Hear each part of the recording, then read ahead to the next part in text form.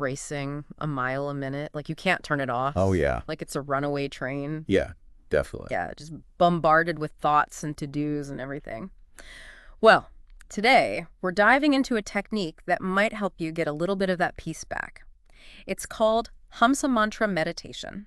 Okay. And it's all about using the power of your breath and this sacred sound to connect with yourself on a deeper level. It is pretty amazing how something as simple as just breathing can be so powerful. I know, we do it all the time. All day long. All day, every day, right? Yeah.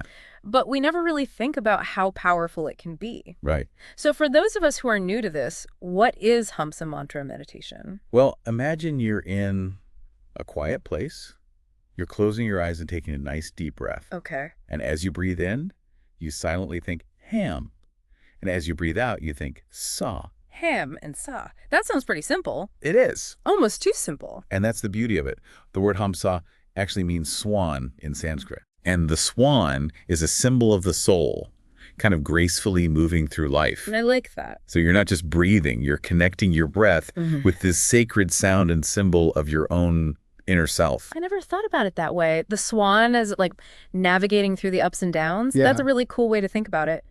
But I have to ask, how can something this easy really make a difference? I know it seems too good to be true. It does. But with the Hamsa Mantra meditation, the power is in that little shift in your awareness. Okay. So when you're focusing on the Hamsa Mantra, you're actually tapping into a rhythm that's already in your breaths. Uh-huh. And this is called ajapa japa. Ajapa japa. Yeah. So with each breath, you're already unconsciously chanting Hamsa. Oh, wow. The in-breath makes the ham sound, Okay. and the out-breath makes that sa sound. So it's already there. We're just tapping into it. Exactly. And when you focus on this mantra that's already there, you become more aware of these subtle energies within you. It's not just calming the mind, although that is a nice bonus. Yeah. It's about connecting with something deeper inside of you. This is really interesting. I have to admit, I am getting curious. Yeah. But how does this, deeper connection actually help us in our daily lives? Right. Because we all have stress, we all have distractions, anxiety. How can this help? Well, think of your breath like a bridge Okay. between your conscious mind and your subconscious mind. Okay. And on that bridge, you have the Hamsa Mantra, this guide, this sacred sound guiding you across. Okay. So when you practice this, you're making that bridge stronger, Okay. creating a more direct path to that stillness within you. So instead of building a muscle, we're building a pathway. Yeah, you could say that. And as that pathway, that connection gets stronger, it'll be easier to find that stillness even when everything around you is chaotic. Oh, I like that. So like imagine you're in a really challenging situation. Yeah. Your heart's racing, you can't think straight. Uh-huh. Instead of being swept away by it all, you can take a moment, focus on your breath. Right. Silently repeat the Hamsa Mantra, and you're activating that bridge, that connection to your inner peace. It's like a secret weapon. It is. I like it. Against stress. But how is this different from just taking a few deep breaths? That's a good question. Because I do that sometimes. That added layer of the mantra. Remember, the Hamsa Mantra isn't just any sound. It has meaning. It has energy. Right. The Vigyan Bhairava Tantra, the ancient text where this technique comes from, calls the Hamsa Mantra the sound that is the essence of all sounds. Wow. Powerful stuff. The essence of all sounds. That makes me think there's more to this than meets the eye. There is. Tell me more about how this mantra works its magic. Well, the Vigyan Bhairava Tantra is this ancient text Okay. that explores all these different ways, like 112 ways to reach enlightenment. Wow, 112. And it dedicates a whole technique to the Hamsa Mantra. Yeah. And the idea is that this mantra, it's not something we make up. It's something that's already there inside us. I see.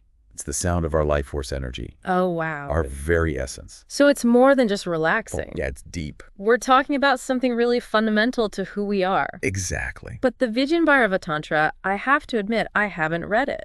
It's not exactly a light read. Not a beach read. So can you give us a little peek into what it says about this Hamsa Mantra meditation? Sure. One verse describes it as becoming aware of the inner sound as the Hamsa, the swan, soars within. Soars within. I like that. A beautiful way to picture it, right? Yeah. This idea that we have this ability inside us to reach a higher awareness Yeah. just by focusing on our breath and the sound. So we're like awakening something that's already there. Exactly. I love that. But how does this awareness actually show up in our everyday lives? Good question. Does it like make us more creative, more productive, more compassionate? What happens? It can affect all those things. When you practice the Hamsa Mantra meditation regularly, you start noticing little changes in how you see the world Okay. and how you react to things. You might find that you're less bothered by stress, more present when you're talking to people, more aware of the beauty around you. So it's not about like becoming some kind of Zen master who's detached from reality. No, not at all. It's about bringing that mindfulness into our messy lives. That's it. The Vigyan Bhairava Tantra teaches that enlightenment isn't some far-off goal. It's something we can experience right now. In this moment. Yeah. And Hamsa Mantra Meditation helps us cultivate that awareness, Right. that ability to be still, even when everything's crazy around us. It's funny because we live in a world that's all about doing more, achieving more, Always go, go. constantly pushing forward. And then we have this ancient practice that's all about just being, Just being. observing our breath. It's almost like it goes against everything our world tells us, Yeah. but it's so relevant to the struggles we face today. I agree. I think that's why it's becoming so popular now. Yeah. With all the information overload, all the demands on our time, Mm-hmm. Hamsa Mantra Meditation offers a way to reconnect with ourselves, All right. to Yeah. find that balance that's so easy to lose in the chaos. And it all comes back to the breath, this simple thing we usually don't even think about. Exactly. I'm starting to get why the Vigyan Bhairava Tantra thinks this technique is so important. It's like opening a door to a whole new way of experiencing life. It really is. But are there any downsides? Are there any risks or challenges someone might face? That's a good point. Like any practice where you're looking inward, it's important to be mindful and kind to yourself. Okay. Some people might find it hard to sit still at first, Right. or they might have uncomfortable thoughts or feelings come up. The important thing is to just observe them without judgment. Okay. Let them come and go like waves. Like waves. Yeah, and don't push yourself too hard. Listen to your body. So find that balance between effort and ease. Yes. Discipline and gentleness. The Vigyan Bhairava Tantra says we should approach these practices with a sense of playfulness, Playfulness. curiosity, Yeah. like an exploration. Don't worry about doing it perfectly. So it's not about forcing ourselves into some perfect meditation state. Yeah, It's about just being open to the experience. exactly. Just showing up and seeing what happens. This is great, but I think we need to take a little break. Okay. When we come back, let's talk about some practical tips for actually incorporating Hamsa Mantra meditation into our daily lives. Sounds good. All right, so we're back, and we've covered a lot of ground. We've talked about Hamsa Mantra meditation, where it comes from, the Vigyan Bhairava Tantra. We talked about what it can do for us. But now, let's get practical. Right, let's do it. How can we actually make this part of our lives? Well, that's the great thing about Hamsa Mantra meditation. It's so flexible. Really? You don't need a special cushion or clothes R- or even a quiet room. That's good to hear. You can do it anywhere, anytime. Oh, okay. Just by focusing on your breath and the mantra. So no need to, escape to a mountaintop. Nope. No mountaintop required. Yeah. Think of it like a little pocket of peace you can take with you anywhere. I like that, a pocket of peace. You could do it on the bus, in line at the grocery store, Yeah, even in a crazy meeting. that's awesome.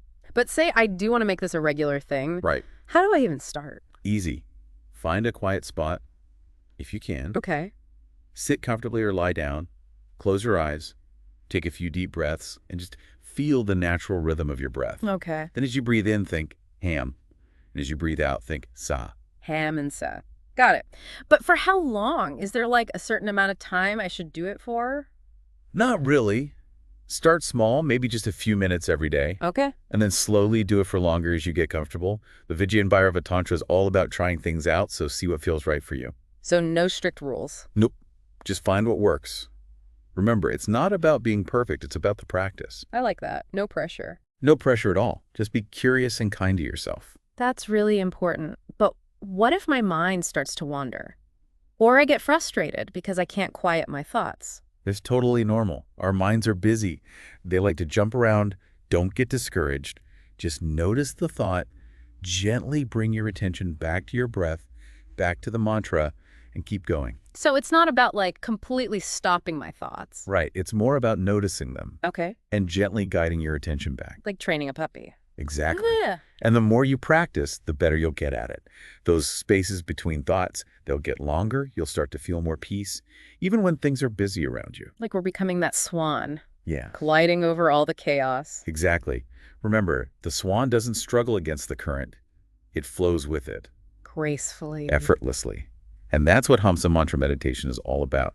Finding that flow, that harmony between what's happening inside us and what's happening out there in the world. This has been amazing. We've learned so much about Hamsa Mantra Meditation. Yeah, it's been fun. And I really hope our listeners feel inspired to give it a try. Me too. It's a powerful practice, and anyone can do it. You don't need any special skills.